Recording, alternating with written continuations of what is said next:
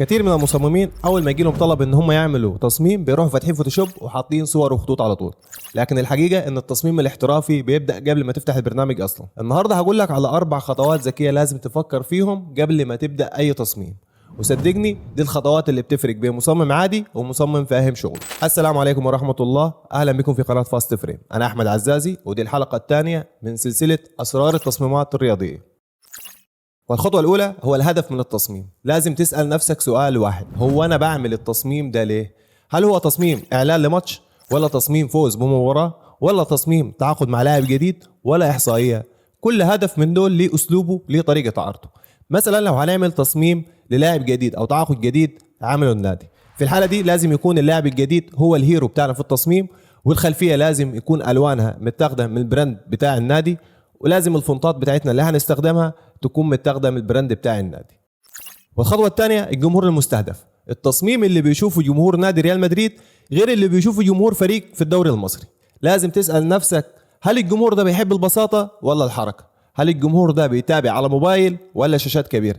الجمهور ده عربي ولا انجليزي؟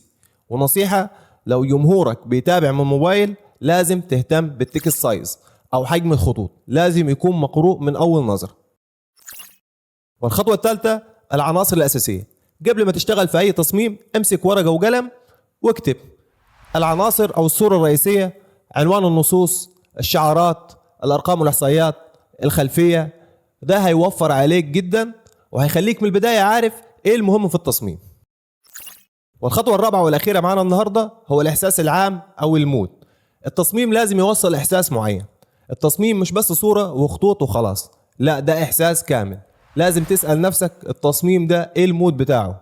هل هو حماسي ولا درامي ولا حزين ولا فرحان؟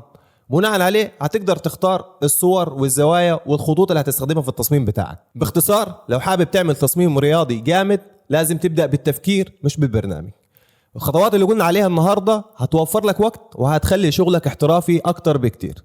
ولو حابب تشوف تطبيق عملي على الكلام ده، الحلقة اللي جاية هنعمل تصميم من الصفر خطوة بخطوة. لو وصلت لحد هنا ما تنساش ان انت تعمل لايك لو استفدت، واشترك في القناة عشان توصلك الحلقات اللي جاية، وقول لي في الكومنتات انت بتفكر في ايه قبل ما تبدأ التصميم بتاعك.